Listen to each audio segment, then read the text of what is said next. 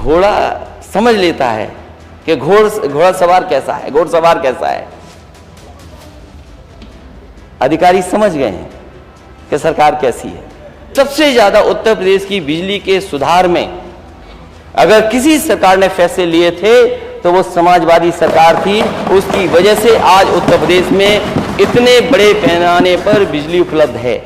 गौवंश भूखे प्यासे मर रहे हैं क्योंकि गौशालाओं के नाम पर योगी सरकार में सिर्फ भ्रष्टाचार हो रहा है। ये जीरो टॉलरेंस क्राइम बीजेपी के लिए जीरो टॉलरेंस है। बीजेपी कार्यकर्ताओं को खुली छूट है, जो चाहे सो कर ले। और जो मुख्य बजट ही विजनलेस है, डायरेक्शनलेस है और ये सरकार हार्टलेस है। पूरा देश चाहता है जाति जनगणना हो और अंतोगत्वा मैं कहता हूं, on the floor of house कह रहा हूं, मैंने पहले भी प्रेस में कहा, ये बीजेपी के लोग भी जाति जनगणना में खड़े हो जाएंगे। देखिएगा ये समय आएगा कि बीजेपी के लोग भी कहेंगे हां जाति जनगणना होनी चाहिए। हमारे माननीय सदस्य ने कल बहुत अच्छी बात कही कि वो घोड़ा समझ लेता है कि घोड़ा सवार कैसा है, घोड़सवार कैसा है। अधिकारी समझ गए हैं कि सरकार कैसी है। इसलिए आपके कंट्रोल में नहीं ये चीजें। आपके कंट्रोल में अगर चीजें होती तो न जाने कहां पहुंच गया होता है स्टेट। क्योंकि $1 ट्रिलियन का अगर सपना आप दिखा रहे हैं तो $1 ट्रिलियन का सपना कैसे पूरा होगा? अगर $1 ट्रिलियन का सपना पूरा कर रहे हैं तो सप्लीमेंट्री बजट में क्या है जो आप $1 ट्रिलियन इकोनॉमी का सपना पूरा कर रहे हैं आप? और तब जब रोजगारी बढ़ रही है, महंगाई बढ़ रही है आपकी। हमारे माननीय सदस्य सब जानते हैं कितनी महंगाई है, कहां पहुंच गई महंगाई। आखिरकार इसका मुनाफा कहां जा रहा है? मुनाफा किसकी जेब में जा रहा है? सवाल महंगाई का तो है, लेकिन सवाल इसके साथ साथ मुनाफे का भी है कि मुनाफा किसकी जेब में जा रहा है।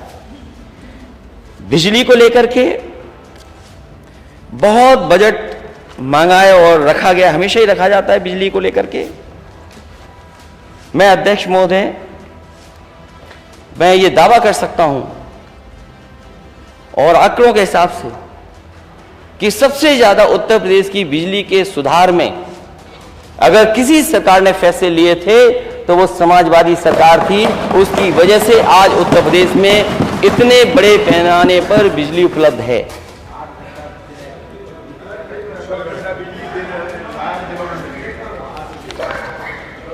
मैं अध्यक्ष महोदय, कभी कभी अध्यक्ष महोदय लगता है जो दिल्ली में होता है वही उत्तर प्रदेश में होने लगता है।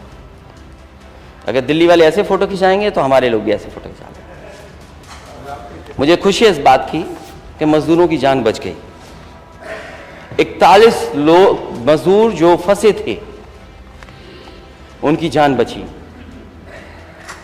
और उनको बचाने में जो जो एजेंसीज थी उनको बधाई, उनका धन्यवाद।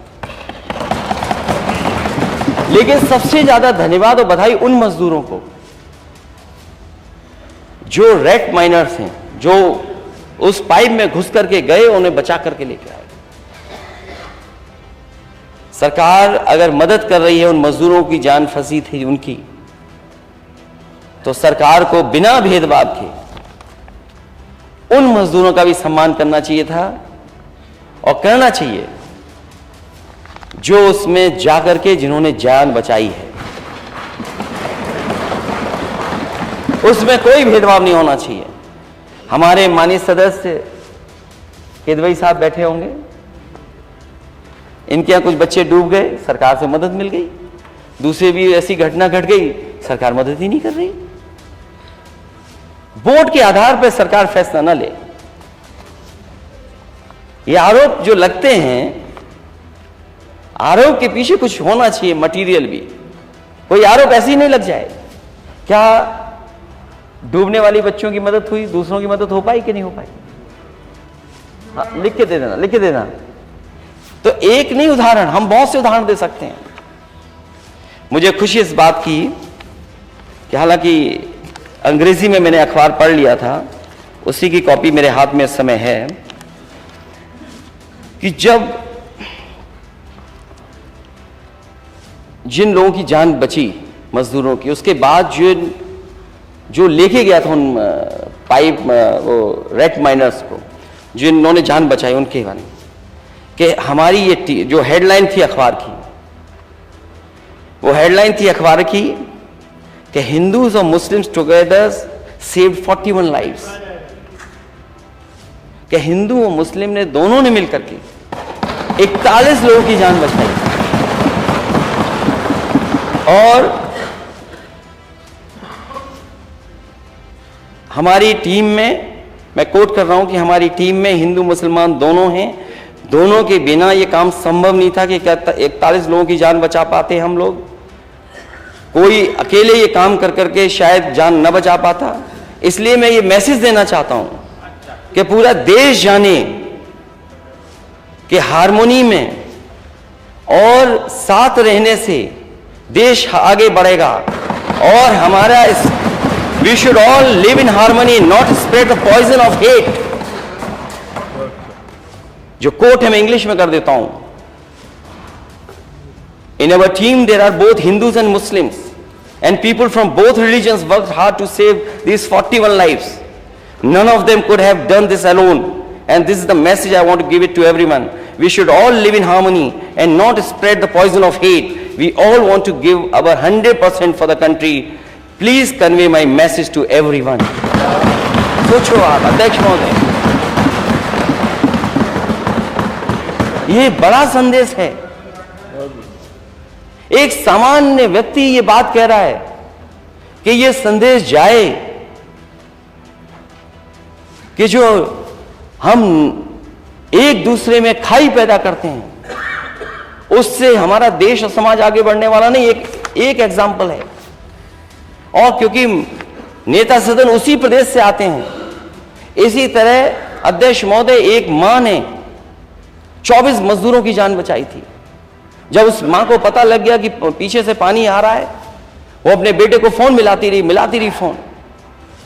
कई फोन मिलाने के बाद थोड़ी देर बाद जब फोन उठा तो उसने कहा कि पीछे से पानी आ रहा है, सब मजदूरों को इससे बाहर निकाल दो। उस मां की वजह से 24 मजदूरों की जान बची थी।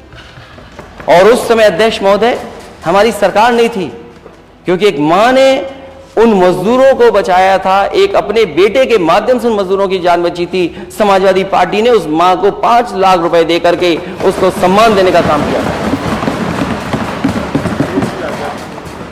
41 लोगों की जान बचाने वालों को, $1 ट्रिलियन इकोनॉमी का सपना देखने वाले, बड़ी बड़ी डींग हाँकने वाले लोग, क्या उन परिवारों की मदद नहीं करेंगे आप? कम से कम सम्मान दो उन्हें।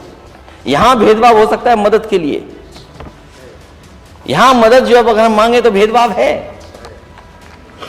लेकिन कम से कम ऐसे बड़े काम के लिए आपको मदद करनी चाहिए। और हमारे देश की संस्कृति बताती है, देश का इतिहास बताता है कि हम सब मिलके रहे हैं। हमारी ये मिली जुली संस्कृति है, हम सब मिलकर के रहते हैं और मिलकर के इस देश को आजादी दिलाने का काम किया है, चाहे वो 1857 हो, चाहे बाद की बात हो। आज भी हमारी ग्रोथ, दोनों मिलके रहेंगे तो ग्रोथ ज्यादा बढ़ेगी। सोचिए आप, ये दुर्दशा है, चारा पानी तक नहीं मिल रहा है, गौवंश भूखे प्यासे मर रहे हैं, क्योंकि गौशालाओं के नाम पर योगी सरकार में सिर्फ भ्रष्टाचार हो रहा है, केवल लूट हो रही है। और इसको चलाने वाले लोग भाजपा से जुड़े लोग हैं और सरकारी अधिकारी मिलकर के चारा पानी तक खा पी जा रहे हैं। बताइए, ये स्थिति है। और किसी गौशाला को आप दिखाइए, किसी गौशाला में चले जाइए आप, और जिस दिन गौशाला के नीचे आसपास खुदाई होगी, न जाने कितनी गौशाला चलाने वाले लोगों ने जेबीसी मशीन लगा करके वहीं पर गाड़ दिए गाय। आप किसी को दिखवा लीजिए, बाजारों में सांड गौवंश, सड़कों पर सांड, खेतों में सांड। खेती किसान कितनी जान जा चुकी है। पिछली बार भी हम लोगों ने सूची दी थी, 5000 अध्यक्ष महोदय, पिछली बार भी सूची दी थी कि जिन लोगों की जान गई है खेतों में, किसानों की, मजदूरों की, और उनकी क्या सरकार ने मदद की है। इसलिए 250 करोड़ से कुछ होने वाला नहीं है।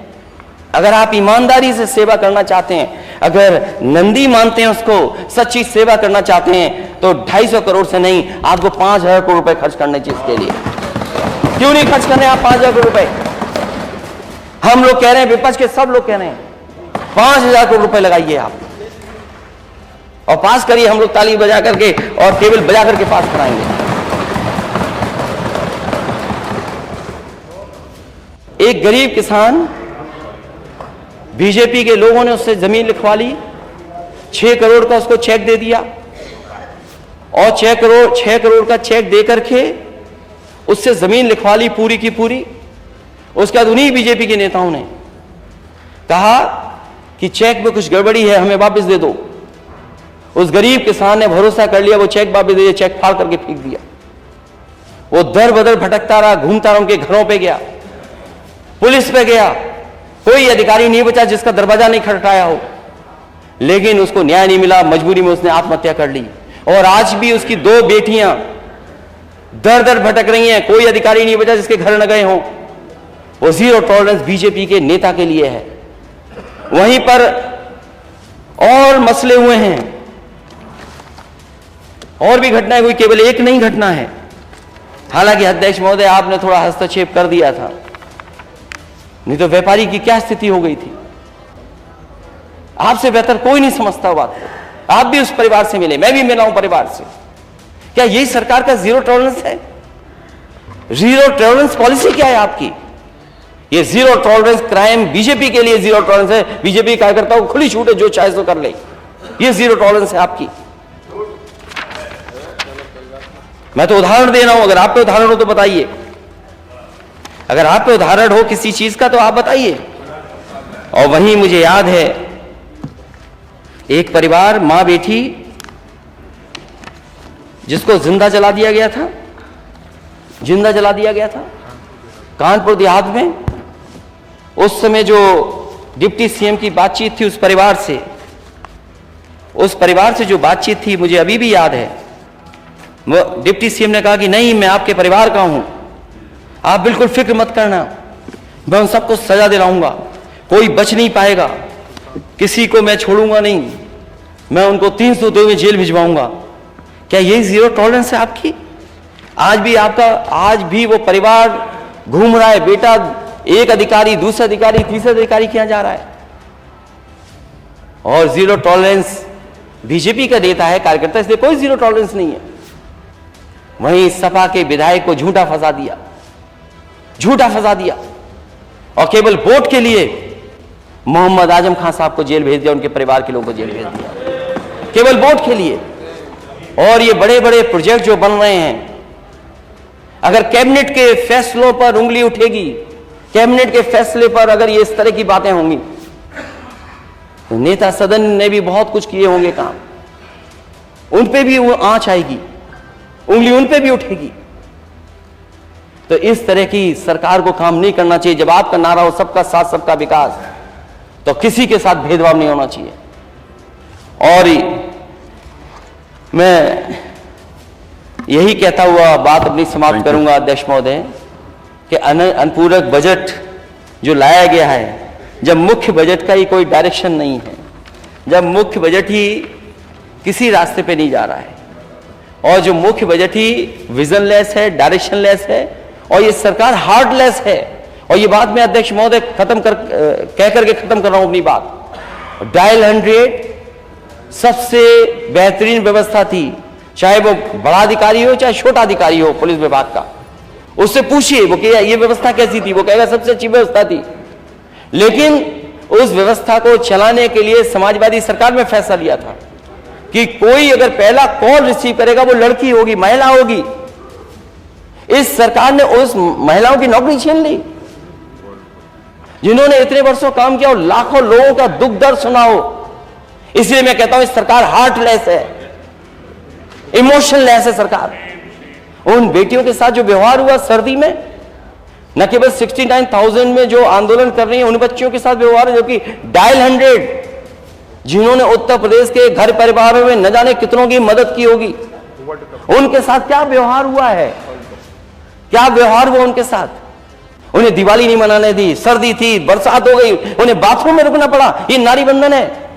ये माने सदस्य बैठी है बीजेपी की, अगर मैं कोई बात गलत कह रहा हूं द फ्लोर ऑफ हाउस, ये जो महिलाएं सदस्य जाएं उनसे पूछें कि बताओ सरकार ने क्या किया था उनके साथ व्यवहार, क्या उन्हें बाथरूम में नहीं रहना पड़ा? इन्होंने रजाइयां छीन ली, कंबल छीन लिए, वो लाठीचार्ज किया और पीटा गया। कई उसमें प्रेग्नेंट थी। और गरीब परिवार की बेटियां हैं, कोई संपन्न घर की परिवार की बेटियां नहीं है। और जिस कंपनी को आप दे रहे हो टेंडर, आप गरीबी का मजाक उड़ा रहे हो और कहते हो कि आप 3,000 मांग रहे थे, हम 6,000 में नौकरी करा लेंगे। ये गरीबी का मजाक उड़ा रहे हो आप लोग। जो लोग नौकरी के लिए केवल 3,000 रुपए मांग रहे हो, महीने का बढ़ जाए उनका, ये $1 ट्रिलियन इकोनॉमी सपना है आपका कि आप डायल 100 की बेटियों के साथ ये व्यवहार करेंगे? और फिर क्रिकेट की बात मत करो, ट्रेंडिंग वाली बात आ जाएगी। धन्यवाद, थैंक यू। इसलिए अध्यक्ष महोदय, मैं धन्यवाद देता हूं, आपने समय दिया। और ये अनुपूरक बजट जो लेकर के आई है सरकार, अगर पुराना पैसा नहीं खर्च कर पाए हैं तो ये पैसा क्या खर्च करने के लिए लाए हैं कि जेब में पहुंचाने के लिए लेकर आए हैं? मैं इन्हीं शब्दों के साथ आपका बहुत बहुत धन्यवाद देता हूं।